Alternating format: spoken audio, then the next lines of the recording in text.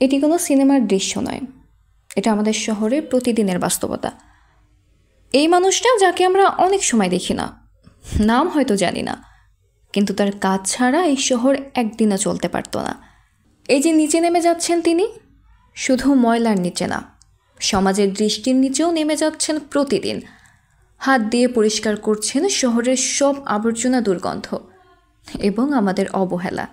প্রতিদিন আমরা যে রাস্তা দিয়ে হেঁটে যাই, যেখানে বৃষ্টির পানিতে ডুবতে হয় না, সেখানেই তার অদৃশ্য অবদান। তার এই পরিশ্রম, এই ত্যাগ কি কখনো ভাবি? কি ভয়াবহ ঝুঁকি নিয়ে তারা নামেন সেই ম্যানহলে। কোনো প্রোটেকশন ছাড়াই অক্সিজেন নেই নিচে, গ্যাস জমে থাকে, দুর্গন্ধে শ্বাসরুদ্ধ হয়ে যায়।